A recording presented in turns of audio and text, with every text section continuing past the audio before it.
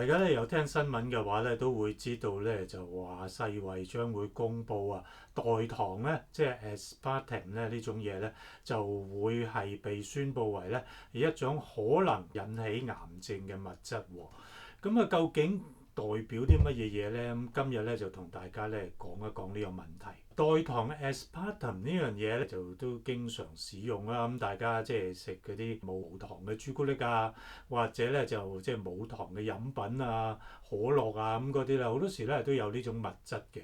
咁佢比一般嘅蔗糖咧就甜200倍啊。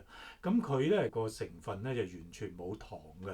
咁大家知我哋一般用嗰啲砂糖咧，其實就係葡萄糖加埋呢個嘅果糖咁一齊啦。個原理點解我哋食咗糖會覺得甜咧？就係因為咧我哋個味覺嗰個受體啊，即係嗰個 receptor 味覺咧就靠咧一啲化學物質。咁化學物質有某種結構咧，咁啊黐落嗰個受體嗰度咧，咁嗰個 receptor 咧，咁樣即係好似啲入咗筍位咁樣咧，咁一揼入去咧，即係話收到信息啦，知道啦，咁咧就會俾我哋個腦咧覺得有種甜味咁樣嘅。咁一路以嚟都係糖先至會有呢樣作用啦。咁但係後尾咧，我哋發覺只要我哋即係嗰個製造咗一個分子出嚟咧，咁啊就能夠咧就黐到落呢個受體嗰度嘅，咁就可以咧就製造甜嘅感覺，咁又冇咗糖啊，會致肥啊咁嗰啲咁嘅問題啦。aspartame 咧就喺上個世紀60年代喺研究一啲抗潰瘍藥嘅時候，即係胃潰瘍嘅藥物嘅時候咧，就意外發現嘅。咁嗰個咁嘅即係研究員咧，咁佢就製造咗呢種物質咧，咁由2種氨基酸組成嘅喎，唔係糖嚟嘅喎。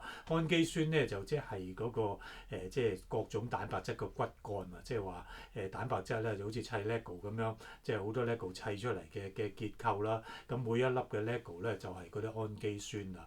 咁佢咧就2粒氨基酸咧就黐埋一齊製成嘅。咁嗰個咁嘅研究員咧就違反咗即係呢個實驗室守則，居然咧就走去舐呢啲咁嘅物質喎。咁佢就發覺哇，原來咁甜嘅。咁最終咧就呢種物質咧就喺1965年咧就正式註冊啊，推出市面。佢呢種嘢 over the years 咧，咁啊一路以嚟咧都經常俾人吊打㗎啦。由80幾年開始咧，其實咧每3-5年咧佢就俾啲人咧質疑佢會引起呢種病嗰種病唔安全，咁就攻擊一大輪㗎啦。咁但係咧就到今日為止咧，咁啊攻擊來攻擊去咧都證明唔到佢真係有咩問題嘅。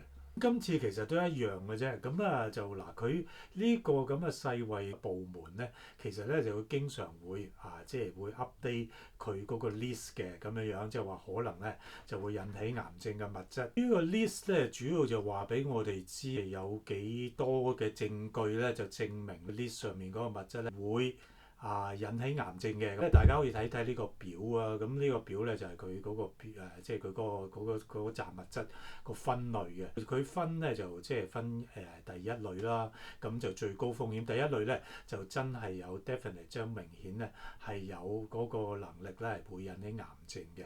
咁呢啲咧包括乜嘢咧？咁包括話食煙啊、飲酒啊呢啲。咁其實呢啲樣嘢大家都知啦。第一組咧咁明顯咧，咁嗰啲物質咧係有能力咧引起 cancer 咁。個組別越低嘅話咧，咁引起癌症嗰個證據咧就越弱雞啦。佢有group 2啦，咁 group 2咧就即係第二組咧就分2A、2B 咁樣嘅。咁2A就嗰個證據咧就強少少，應該話冇咁弱嚇，應該話冇咁弱，因為其實咧到第二組咧 Group 2咧就已經好弱雞㗎啦。咁第三組啊等而下之啦，第四咧就完全咧就睇唔出有咩能力咧引起 cancer。個理據係點樣嘅咧？即係話嗱，如果你係第一組嘅話，明顯有能力引起癌症嘅物質咧，就即係話咧佢係有證據咧，就喺人類嗰度的確會引起癌症嘅。咁呢個冇好講啦，咁樣咁啊呢個一定係即係要小心啲嘅。咁我都覺得大家要留意下，即係第一組嘅物質嘅。咁第二組係點樣咧？嗱，第二組咧，如果你細心睇一睇頭先嗰個表咧，咁其實第二組咧，所有嘅物質咧喺人類裡面咧係有 limited 或者啲 inadequate，即係話咧只係有限或者咧就非常之唔足夠嘅證據喺人嗰度咧就引起 cancer 嘅。句話講咧就冇乜證據咧，就呢啲物質咧可以喺人裡面咧即係引起 cancer 嘅。咁喺動物裏面咧，可能就有一部分咧就有啲證據咧顯示咧就會引起 cancer 到，譬如話喺第二組咁計啊，咁啊佢咧就係話佢依啲咁嘅物質咧，佢有啲類同嘅物質或者同類嘅物質咧，係曾經被證明咧係會有引起 cancer 嘅風險嘅。即係話咧第二組開始咧，即係人類係冇證據嘅，冇乜啦，就非常之唔夠啦嚇，即係冇說服力嘅。咁但係動物咧就有些少證據咁嘅樣，咁同埋咧就即係話佢機制上咧，理論上咧就嗰個咁嘅分子咧，應該咧都係有機會咧引起 cancer 咁樣樣嘅。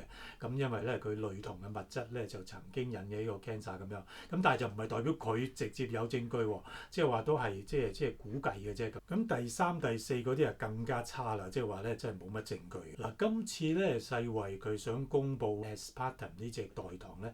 佢就歸類於二 B 類，咁樣講大家可能都覺得好難明白啦。咁如果我話就喺二 B 裡面仲有啲咩其他物質咧？喺二 B 嗰度咧包括啲乜嘢嘢咧？嗱，包括咗蘆薈啦。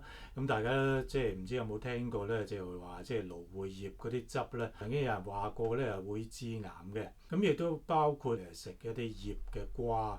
啲葉嘅蔬菜啊，即係啲 pickled vegetable 啊。同樣喺二 B 咧，亦都包括咗話女性咧就喺下身嗰度，譬如用啲爽身粉，曾經有人話過咧就有機會致癌咁樣樣。